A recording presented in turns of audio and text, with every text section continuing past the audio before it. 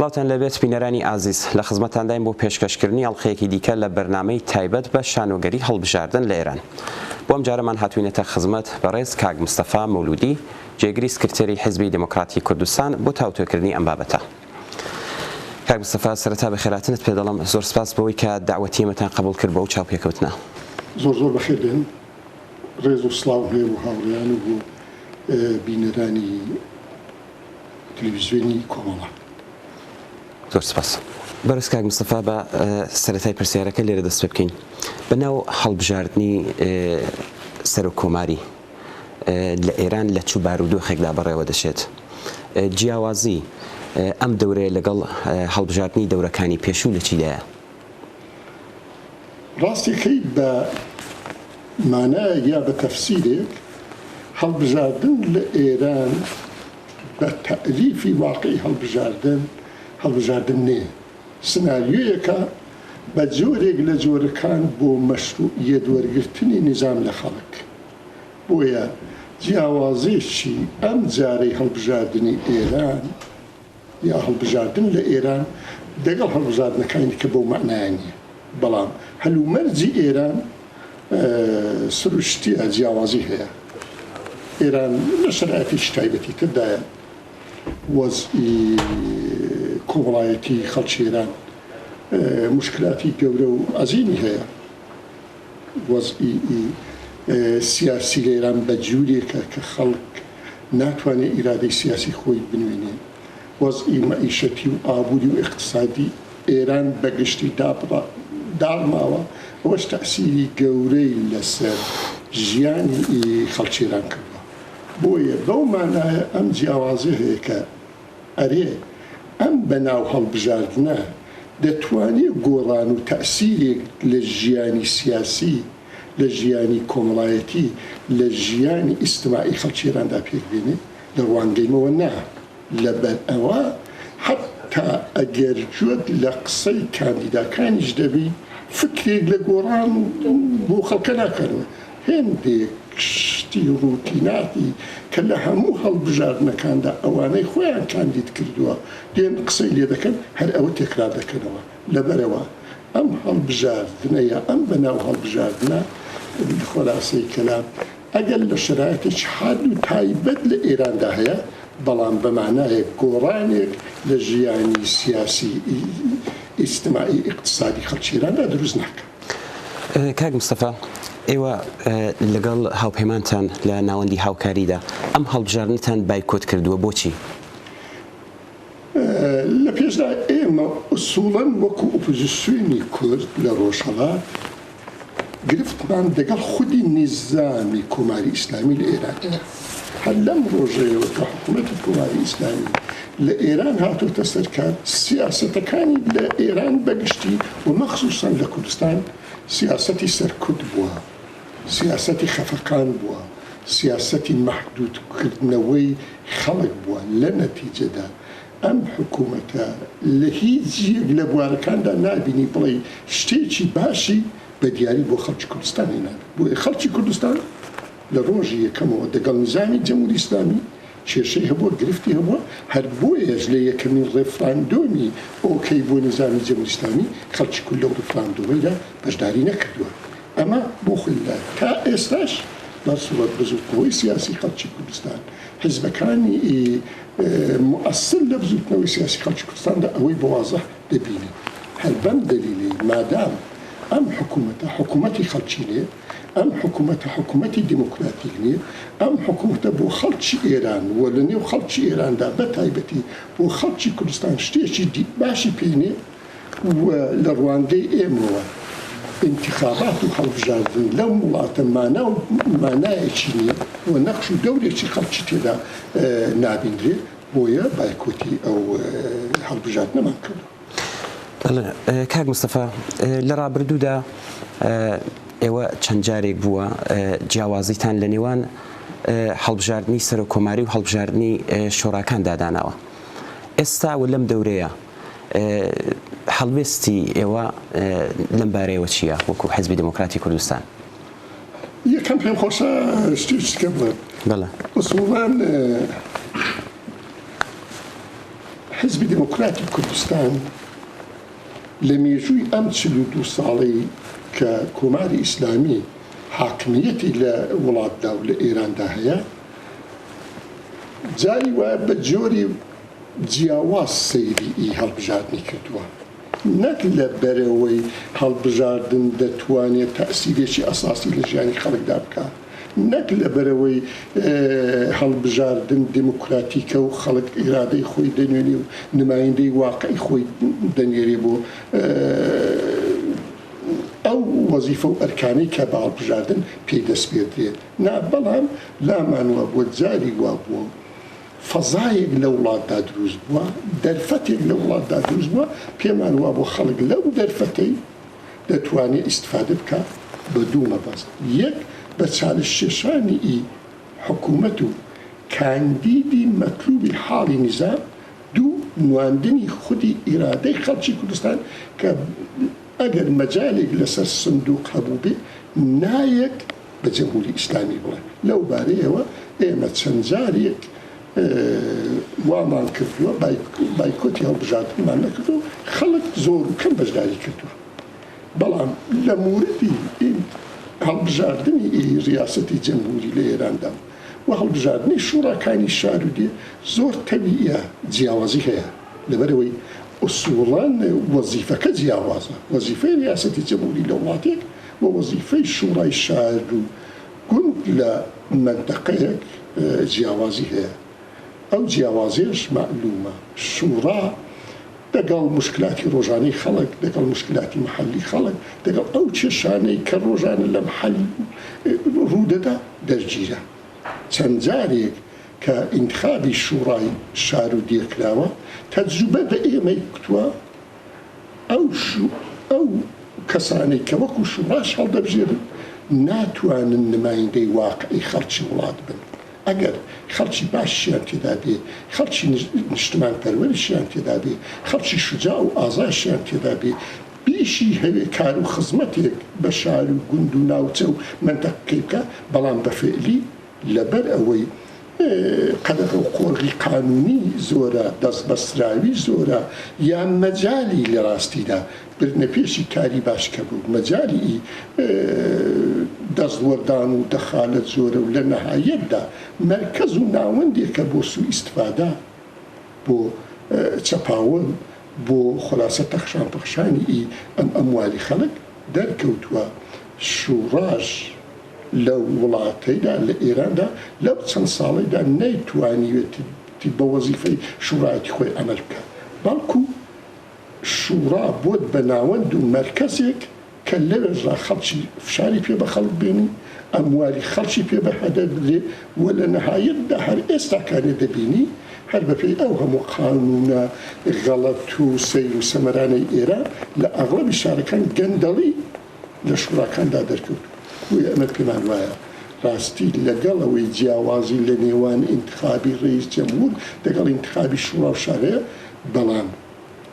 گەندەڵی لەم وڵاتە ئەوەندە زۆرە حتا ئەو مؤسساتەش کە خەڵکەڵی دەبژێرێ بۆ مشکلاتی ڕۆژانەی خۆی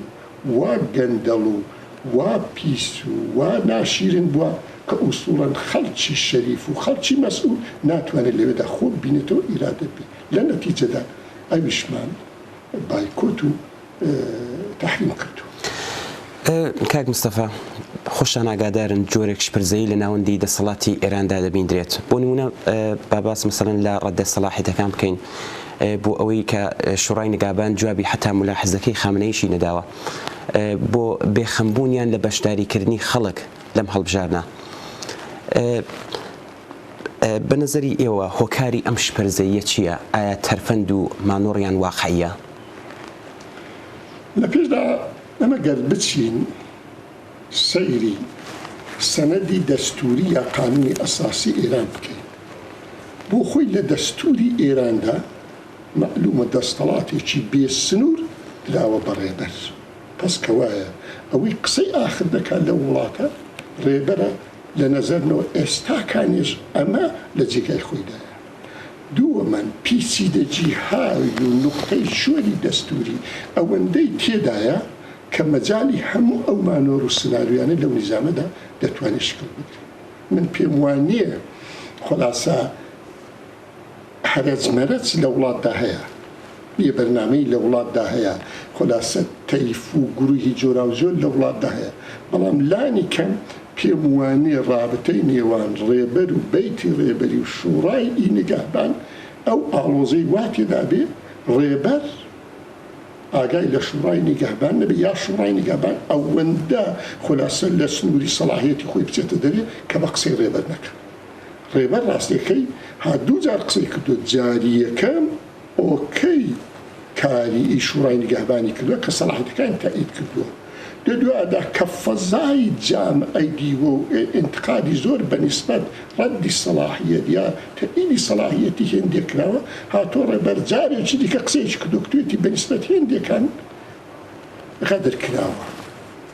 زوڵم کراوە جەفا کراوە دەبێ ئەوە ڕەفع بێتەوە ئەوانیش دەڵێ بە پێی قانونێکی کە هەمانە دروستمان ئەمر کردووە لە نەزەرنەوە ئەوانە هەموو ئەوەی لە ئیسلاحی کوردەواییدا پێیەوە شەڕی زێرینگەری سناریۆ سازیە بۆ ئەوەی بە جۆرێک لە جۆرەکان ئەگەر خەتاش بێ خەتا نەیەتە سەر ڕێبەر چون لە دەزەروانە و پاک و منەزەرە خەتا بچێتە سەر نەهاتهای دیکەی جۆرا و جۆر دووەمە ئەمە مەجالێک بێ بۆ ئەوەی خەڵک ئەوەندی بکرێت بیهێنە سەر سندوقەکانی دەنگدان ئەمن پێم وانی ئەوان شەڕ بۆ بکەن کە لە سندوقی دەنگداندا مەسەلەن لە وڵاتێکی 8 میلیۆن کەسی کە ممکنە نزیک زیاتر لە 40 میلیۆن کەسی حەقی بەشداری لە انتخاباتی هەیە بۆیان مهم بێ ئەرێ چەند میلیۆن کەس مەسەرەن 20 میلیۆن کەس 30 میلیۆن کەس دێتە سەر سندوق یا دەنگ بە فلان کاندیددا ئەوان یەکێک دێنە دەرێ دەیکەن بە ڕێز جەمهور بۆیان مهمە خلاصەی کەلام ئەو انتخاباتە ئۆکەیەکی دیکە یا بە قسەی خۆیان مەشروعیەتێکی کاذبی دیکە لە خەڵک وەرگرن بۆ نیزام و هەدەفیش پاراستنی نیزامە تۆ سیرکە ئەو کاندیداتۆرانێک کە قسە دەکەن هەموویان مشکلاتی خەڵک بە جوورێک لە جۆرەکان باز دەکەن بەڵام ناچن ڕیشەیابی مەسەلەکە ناکەن چون ڕیشەیابی مەسەلەکە بەرخوردەکە بە خودی نیزام و سیستمی حکوومەتی و ئەم نظامە حکوومەتی دەبێ بکرێت یعنی ئەگەر بمان هەبێ بڵین مشکلاتی ئێران دەبێ حەلکەین بەوەی کە بابم معیشەتی خەڵک چاک دەکەین نازانم فەزایی ئیجام ئەبڕێک دەکەینەوە تۆڕی کۆمەڵایەتی چۆن تەعاملی دەگەڵ دەکەین دەگەڵ فلان قشری جام ئەچ دەکەین ڕاستەکەی دەبێ ئەم نظامە بگۆڕێ لە جێگایوی نظامێکی دیموکراتیکی ئازاد بە ئیرادەی خۆی هەڵبژێردرێت ئەوەش لە ئێران نە ئەو نظامە ئیجادەدا نە ڕێبەر ئیجازەدا نە قانونی ئەساسیش ئەو مەجالی ڕەخساند وڵێ کاک مستەفا کۆماری ئیسلامی ئەگەر لە هەموو ئێرانیش لە خەمی ئەوەدا نەبێ کە خەڵک بێنە بەردەم سندوقی دەنگدان لە کوردستان ینی لە دژی حیزبە سیاسیەکانیش بوو بێ هەوڵ دەدات ئەم نمایشە بەرچاوتر بێت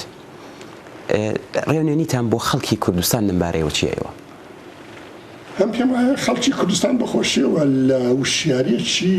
بەرزی سیاسی بەرخوردارە خەڵکێکی ئاگا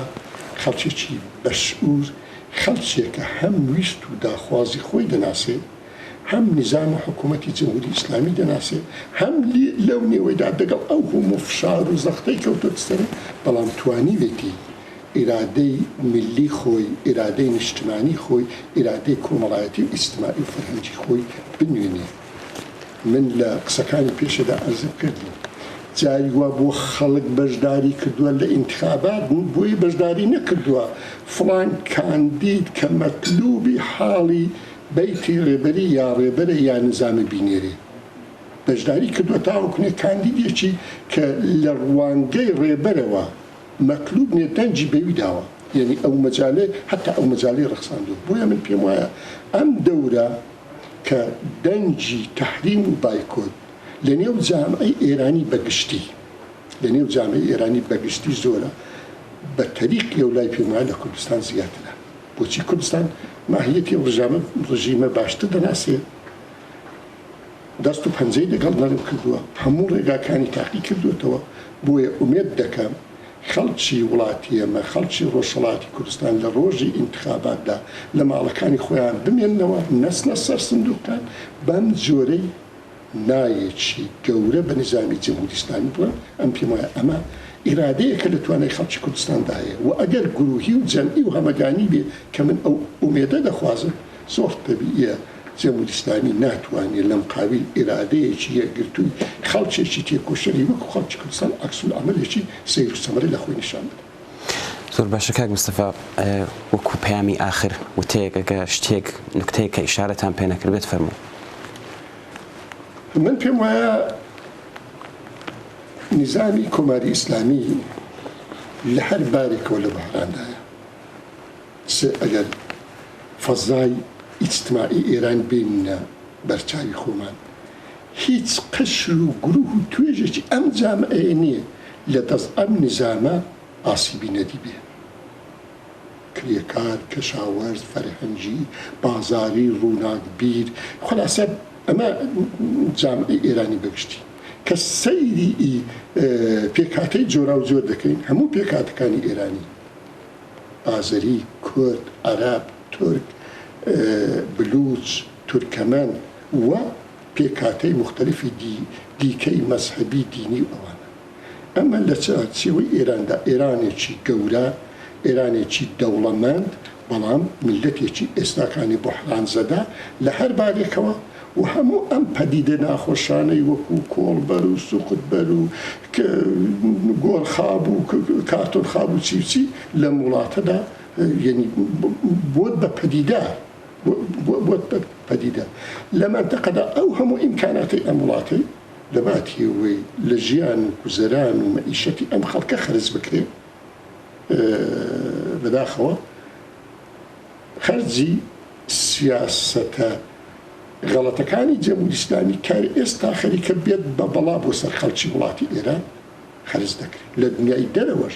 ئێران موقعیەتی حکوومەت ئێران موقعیەتێکی خراپی هەیە. ئەگەر هەمووی ئەوانە جەمعکەینەوە من پێم وایە ئەگەر ئەم کەڕەتەی خەڵکی ئێران بەگشتی هەر وەک دەستیان پێکردووە لەو ئینتخاباتەیدا بەشداری نەکەن، تعدادێکی زۆر کەم لە خەڵک بچێتە سەر سندوقەکانی دەنگدان،